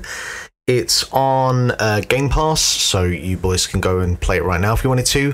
I think this thing looks beautiful. I think this soundtrack so far is one of the stronger contenders of the year. It very much plays, feels, and is indebted to the inside/limbos of the world. In that it's quite heavy. It's got that sort of like early 2D Prince of Persia sort of feel to it, in the way that you kind of stop, but you don't kind of stop on the spot. You kind of have like half a second before your character stops, and the way the kind of jumping and the movement works has that kind of heaviness to it. It's doing a lot of the kind of, you know, like, okay, here's a high ledge, I need to drag a box over to it to jump on that, and then, you know, jump onto the ledge and carry on. You have sections where there's an enemy and you have to figure a way to get around it, because it's, you know, your character doesn't have any combat, so it's a case of either I need to find something to fall on top of this enemy, or I need to find a way to get around it without being spotted. Early on in the game, you find this companion who's this kind of small, we'll say a cat-like creature, that you can use commands to get it to stop, to get it to follow you, and then, you know, you can use it to have the creature stop on a specific spot that then triggers something over here to happen, and you kind of work together to progress. It's one of those things where it's so indebted to its influences that if you're someone like me who's played Inside and Limbo, as I'm playing the game, it's kind of like watching a wrestling match where you can call the spots before they happen. It's kind of a thing here where I can see the level design playing out even before it happens, just because I played those two games. So I think if you have never played those games, and you want something that feels like them, but isn't quite reaching so heavily into the body horror that Inside does in its final third act, I think that this is a really kind of a solid approach to being introduced to those types of games, but in a kind of slightly more pleasant and very, you know, like it does a lot of the kind of parallax scrolling where you've got layers to the 2D background, where they've clearly got like one layer, then another layer, and they move at different speeds, and it's all really well presented and put together. I think the production values on this thing, it's really worth, even if you sort of check out for like half an hour to an hour or so, just to get a flavour of how it looks and it sounds, I think is really worth checking out. I think it's about 4 or 5 hours long. That's how long to beat says on the Xbox Game Pass thing. And yeah, it's on Game Pass, so I'd say at least just, you know, give it a quick look. And if you're into Inside and Limbo and those sorts of games, then this definitely scratches that itch. But I think it scratches it just a little bit too hard, because... And I'm only, I'd say, about an hour to an hour and a bit in, so there's, I think, still plenty of time for it to show off some stuff that might not be as familiar, but it's not progressed any of the puzzles in a way yet where I'm like seeing anything that I haven't seen before. So that's plenty of Lana. I feel like, because I played Limbo but not Inside, but I played Gree a couple of years ago, which is... Never played that one. It's a very similar thing where it's just like, it looks and sounds very pleasant, it's very artful, but then when it comes down to it, like, the platforming level design just isn't very interesting. So it's the kind of thing where you dip your toe in, like, appreciate the art of it all, but it's like, as a game, it's just kind of like blah. Yeah, and I don't know how long Gree was, but I think with Planet of Lana, like, that sort of 4-hour length or so, I'm like happy to get to the end of it, because it's like, you know, that's an afternoon sitting if I want it to be, or, you know, at least 2 sessions, which I think is okay. If it was like a 12-hour game and after about an hour or two I wasn't feeling like the design was progressing in any way, I'd probably say, right, I've kind of seen what I needed to see with this. But again, it's on Game Pass, so I'd say at least give it a quick check. I'll quickly say for Tears of the Kingdom, I'm about 100 hours into this thing now. There was I think I'm about 50 hours between the temple and the Lightning Temple, which I still haven't got to yet, because I just have been distracted by the depths and other bits and pieces and whatnot. I get the feeling, depending on, you know, maybe the landing will stick in a way where I'll say otherwise. Using a 10-point scale, I think I'm at 9 out of 10. This is not a 10 out of 10 game for me. I've come to the more I play it, one of the big things that stuck with me when we first spoke about this game a couple of weeks ago is about the ability to construct these mad devices and all the shit that it allows you to do with that. But my issue being, I didn't feel like the game kind of forced you to... It didn't give you enough kind of opportunities to really use that. And there is this sort of like Minecraft kind of like, hey, you go into the world and just find shit to do with that, which absolutely you just go build your Beyblade. Yeah, exactly. But I want the game to force me to use the Beyblade in a specific scenario where I have to defeat a boss of it, you know? That's the temples, no? Like, oh, not sorry, the shrines, no? Well, there's no Beyblade shrine, I'll say that much. Yeah, so, but it's not gonna make you build something that insanely complex. Oh, it fucking should, all right? If it wants to be a 10 out of 10 game, it should make me do something like that. Why should it? Because I don't think the enjoyment of this game and the discovery that people have had of it and the fun shit we've seen like online that people are doing with it, if like they were forcing you down the route to discover and do this stuff yourself, I wouldn't be nearly as impressed with it. Like I found the times I've enjoyed the game the most is when it's getting me to create some, like, not to that scale, but like when it gives you like a section in a shrine where you have to kind of devise a way to get across with a ball or whatever, and there's clearly, you know, multiple ways to skin the cat. That have been the times when I've enjoyed the game the most. And it's just simply, and look, it's a good problem to have, I guess, but for me, it's just like I wish it did more of that. Do you kind of wish it was just a puzzle game? Yeah. No, because I think that, and this comes on to one of my other things as well, and this kind of goes with Breath of the Wild as well, where it's one of those, like, it's about the journey, not the destination. And I do think that certainly, like, you know, the journey up to the Wind Temple is fucking fantastic, and actually the same for the Water Temple as well. But this does kind of bleed into one of my other issues with the game, where I think these are the weakest collections of temples in some time. I don't know how far back I'd want to go. Maybe Wind Waker. They're better than the Breath of the Wild. And again, it's better. But I'm one of the few people that I really like the Breath of the Wild temples. I like because they feel so different. They have their own flavor to them, and they're I not like fucking temples. Yeah, I was the same when I first played it. I was like, oh, that's interesting, and I replayed it, and I was like, no, these things are just fucking annoying. Yeah, they're not good. They're repetitive and dull. And I think that the core mechanic of them just doesn't really work. It's just like the whole, you know, you have to move something and then the temple moves, like that. It doesn't work. The spatial awareness doesn't work in my head. Maybe it's a me thing. Yeah, because for me, I found that, because this is one of my favorite things about Zelda Dungeons, is the way that they use spatial awareness, and they make you think about spatial awareness. And for me, I registered like what these temples, whatever you want to call them, and how to kind of figure them. I think one of them I struggled with, but I just appreciated more than anything else the way they kind of took a sort of different design philosophy and really focused on spatial awareness. I think the big issue with the temples in this game, and, you know, Breath of the Wild was trying to answer that in some ways by the way it approached it, is because they've really overhauled the way that Link moves around in this environment, you know, completely different to any game prior, and is, you know, apparently the way they're going to go going forward.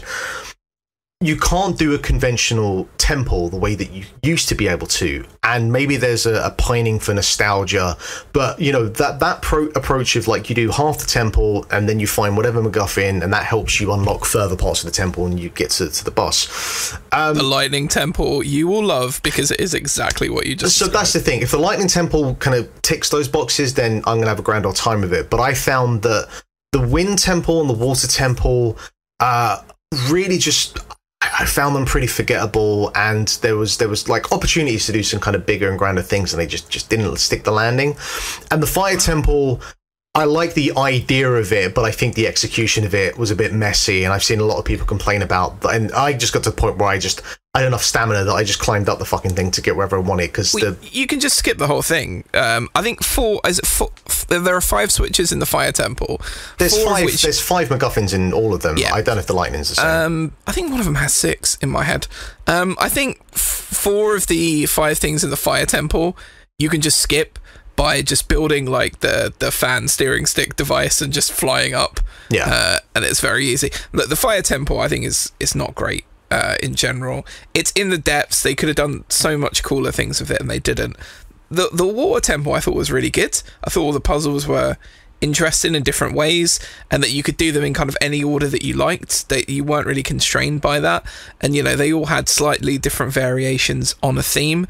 The Wind Temple was just kind of okay, but the Lightning Temple is, I mean, it's tricky as well, like really tricky.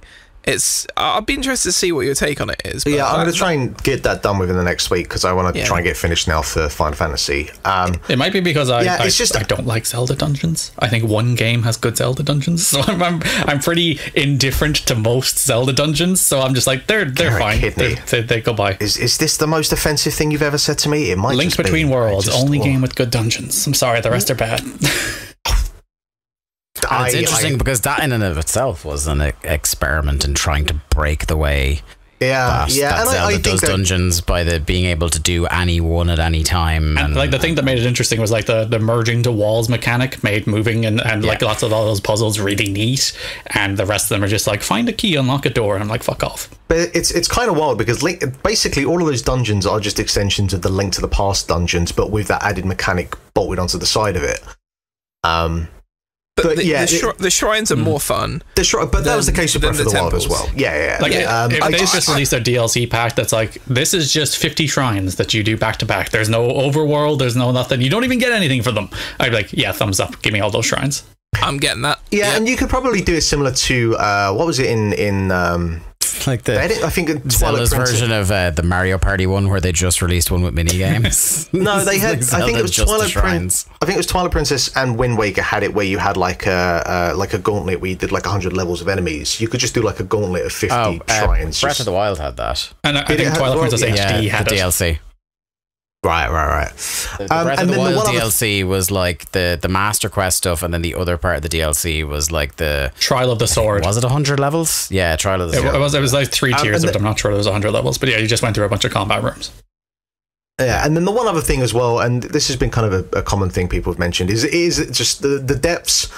You get to the point where you hit like your fourth forge refinery area, and you realize there's not actually much down here.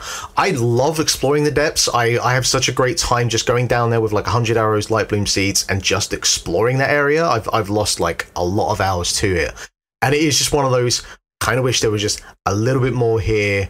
Like I stumbling across like a Yeager clan base, like that's good, but I just it would be nice if they'd expanded on that like more. The Koga quest line is good down there. The Master Koga stuff. Yeah, definitely. Like every time you find him, he's got an even wackier device that he's built out of stuff, and you have to figure out how to take him down. Yeah, it's really fun, like really slapsticky fun, and I think the like northeast area with all of the like under the mountain with all of the lava and like the lava waterfalls, but that area looks fucking incredible, and it's really really intense in there, and the bosses in there are pretty good as well. Like, you know, there's a like have you done any of the sort of Battle Coliseum bits down there yet, Mark? There's like a Bokoblin one, there's a Lionel one. No, I did come across the Gleok's den and immediately ran in the other direction because I was not prepared for it, but I did put a save point there, so I will get back to that at some point. Gleoks are actually pretty easy to beat in this game. I've not fought one. There is like a surprising amount of stuff that, like, obviously it's a huge map. There's stuff you haven't found, and I'd imagine if they do DLC, I think they'll put a lot of the stuff in the depths. I think they'll explore that more in DLC. Like I haven't had a chance to actually play it much in the last couple of weeks because I've been busy. But like I'm at like the 60-70 hour mark, and I'm like there was a part of my brain that's like, this game isn't wowing me anymore, and then there was the other part of this game is like, after 60-70 hours, it's run out of the ability to wow me, and I'm like, you know what, fair enough. I think the same thing happened with Breath of the Wild. It's like, I'm ready to end this game, and I was like, is that a bad thing about the game? And then I checked the playtime. I was like, I played it for 80 hours. It's like, no, you know what, fair enough. Yeah, that much entertainment to draw out something that you're paying like, you know, 40-50 quid for, it's not bad, is it? It's done all right. But anyway, so the other thing, the Final Fantasy 16 demo dropped. So Jack hasn't played it. Dave, I presume you've not touched this. So I'm guessing I don't mind spoilers because I feel like I've heard a lot of them, and a lot of what I've heard is not particularly complimentary. All right. So where do you want to start with this, Garrett? Because I know you have takes. I have takes as well. You're obviously, of the two of us, much more kind of in tune with. You've played like the modern Final Fantasies as well, right? Right, so this is kind of, I guess, like new territory for me, because outside of the FF7 remake, I've never played like a modern Final Fantasy. So some things that might seem weird for me are probably just like, this is just how modern Final Fantasy games are now. And it was interesting seeing that Platinum Games announced that they actually have been working in conjunction with this. But I find it bizarre because I find the combat in this thing to be really fucking limited. Well, yeah, because there's a skill tree and there's more stuff to learn. So you wonder, does it get more? But it feels a little stiff. I play it. It's like it doesn't feel terrible, but it's a little on the wrong side of stiff. And there's been like a bunch of very high praise I've seen people from this demo, and I'm like, really? like the main thing is like the story is embarrassing.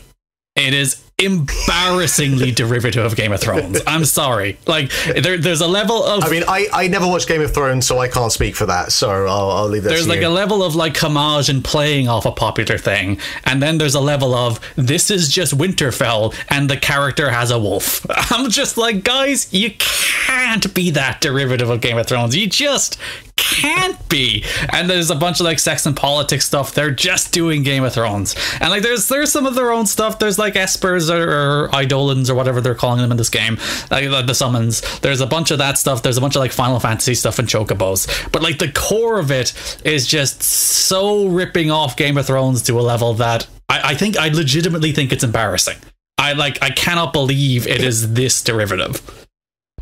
Wow. I've got a couple of issues, not so much in terms of the kind of Game of Thrones knockoff part of it, because again, I haven't watched that, so I don't really care for that.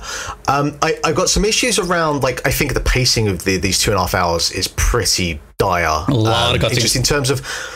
But it's not even just that. And I'm having this issue with Metal Gear Solid 2 for, like, the first 2 hours of it I played, is where you get, like, 10 minutes of cutscenes, and then you like have like 10 to 15 seconds of gameplay where you go from point A to They're point like, B. open a door, and then more cutscenes. And they make you do an annoying thing with doors in this game where it's like, press X to open the door, and then hold R2 to push the door. It's like, why are you making me do this? This is not interactive. And it's just like, I would rather you just didn't do that fucking 10 seconds of gameplay and then just bolted on a couple of extra minutes of cutscene, do whatever the fuck that you needed to do, and then just get me to the point where I'm actually doing something. Because it's like a solid hour into the game before you actually do anything that feels substantial in the way of gameplay. But even then, it drops in cutscenes every fucking like 3 minutes or so. It's very choppy. It's just, as you said, they finally get to an area where they're like, go explore this area and find a boss, fight a boss. And as you said, it's still every 2 or 3 minutes you're being cut off by a cutscene. It's just like, let me play the game. Just let me play the game. And it feels so like linear in like, and maybe it's, part of the knock-on effects of playing fucking stuff like Elden Ring or Tears of the Kingdom, but it's just that kind of modern corridor, like linear approach where, it gives you the illusion that this is kind of a big world to explore, but there's really just, there's one path, and you have to kind of jump over this thing here, and you have to, there's a ledge here, and you go up, and then the X icon appears so you can climb up there. And it's just, there's so much of that kind of like modern game design conventions shit that's just pissing me off. Yeah, and back to the cutscenes for a second. One of the it's one of the fatal sins games can do for me. Cutscenes have QuickTime events. And I'm not like anti QuickTime events, but if you're going to say sit and watch this 20-minute cutscene and at a random interval we'll put one QuickTime event that if you fail you go back to the start, I'm like, no, just no. I'm okay watching your cutscene. You don't have to force false interactivity on me. Yeah. But with all of that, I wouldn't say that I completely hated my time with this thing. It's not like diabolical. No, I mean, it's only embarrassing, not diabolical. The production levels of it looks spectacular. I think that the fight sequence that with the last kind of boss fight that you have, I think is like generally fucking spectacular. So, surprise, surprise, Final Fantasy has good music. And I did get to the end of it, and I was like, I probably will like play this thing. And I think the two boss fights that it has. What the fuck is the plot thing? They don't call it that, but it's the famous Final Fantasy enemy. Yeah. They don't call it. They call it some weird other word that's not that. Like Morbil, something like that. Like that. Why are they doing that? Why rename a Marlborough? It's the same with like, again, they have 17 different words for summons, whether it's espers or eidolons or yeah. But that's kind of always been the theme, right? But every game, Final Fantasy game, a Marlborough's been a Marlborough for as long as I can remember. Maybe it's just a baby Marlborough, and that's why it has a different name. There we go. Maybe there'll be a bigger one later on. Yeah. I think I could see, as I was with the combat, I could see I see the potential for how this will expand later when you have more on options than magic or attack. Yeah, but certainly for like the first kind of 2 boss fights, it's just you dodge and you swipe and you can hold L2 and then do a special move and then you wait for that to charge back up again. How important is dodging? It's you can go without doing it, I think. Like, you can just walk around the character and avoid attacks that way. But when you do like the classic perfect dodge thing, time slows down and you can counterattack. So like you gain a big advantage from dodging. When did this become just every game combat? It's like, oh, Dark Souls. You just have to. I just don't. Well, yeah, the thing is, this is it's not really it's DMC. It's not. Yeah. It's not. Yeah, I guess DMC. It's doing DMC, and again, you mentioned the Platinum influence, which makes sense there. Like, they're doing character action here, as opposed to. That's I was thinking in my head as you were describing it as a Platinum Games thing. Like they're doing character action, and like that's you were talking earlier about, like, you know, how do you feel about modern Final Fantasy games? That's the problem. There's no such thing. Like, there's not, like, up until 10 there's an idea of what Final Fantasy was, and then every game after that is just different, and this is the same. It's like, it's completely different, and it's a completely different, like, genre of action, and none of them are the same anymore. So you get, it's kind of like just a crapshoot for like what the hell this game is even going to be. And as you said, like, the combat feels pretty limited, but you get, like, you dive into the skill tree and it's like, oh, you can like jump up off on somebody and you can do a recovery dodge, and you can do like an attack that closes distance, and like, I'm interested to see when you actually get to playing the actual game, does that get more deep, and do you have more options, and is it more fun? I think it is the pacing that kills this particular like vertical slice of the game, that it's just cutscene, small bit of interactivity that's meaningless, cutscene, a little bit of like an action section that is still broken up by cutscenes, and a couple boss fights, one of which is like a big cinematic 2 summons fighting boss fight, which is pretty cool. But again, I'm interested to see, is that like varied and interesting, or are you just pressing one button and dodging the entire time like you kind of are at this one? That fucking whole summons thing, it's like just being on a roller coaster, and it's like a bad, or not even a bad, but just like a really redundant, not like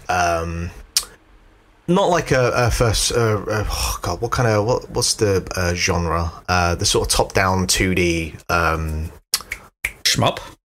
Like shmup. Yeah, it felt like that. It just felt like a kind of over-the-shoulder 3D shmup sort of thing, but just even less interesting, because you're just kind of moving the cursor around, trying to lock onto the summon, and then firing away, and every now and again you dodge, and it's like, again, visually, this all looks spectacular, and there are explosions and whatnot, but it's like, there's no engagement with this. There's no, and maybe because, you know, I don't have the sort of emotional connection to Final Fantasy, maybe there's something there that's missing with me, but I found that whole thing to just be more tedious than anything. It's the first one in the game, so it's the one that we're like, oh, here's how this thing works. So again, maybe the ones later will have a much greater degree of interactivity, and you're actually moving around spaces in what feels like an actual meaningful interactive way. I think like that word, I've come back to, like, interactive a couple times. It's like, it's just not interactive enough. It just doesn't feel interactive enough for a video game. But like, it's a Final Fantasy game. I'll play it. Like, some of the story stuff seems interesting when you strip away the Game of Thrones nonsense, with the stuff that they're doing below the veneer of, we are just doing Game of Thrones, we're literally just doing Game of Thrones. Like, it's not a good first impression for me, but listen, it's the first 2 hours of a game, and maybe when they actually throw you into it to let you actually play it, like, for a sustained period of time, because I think the longest you'll have your hand on the controller without a cutscene in this demo is like 6 minutes. So but I will say this, I like the main character, and I didn't hate the voice acting, so, you know, for me that's something. Wonders never cease. Right, okay, that's gonna do it for a packed episode of Link to the Cast for this week. Thank you very much for listening in. If you want to follow us as the shows are posted, let us know what we should be playing, what you think of what we have been playing, same for watching or anything like that, at Link to the Cast, where you need to go on Twitter. Individually, I'm at The Day to Dave, Mark is at Lithium Project, Jack is at Jack Lizelle, and Garrett is at Garrett Kidney. Thank you very much for listening, and we'll see you again next week. Bye bye.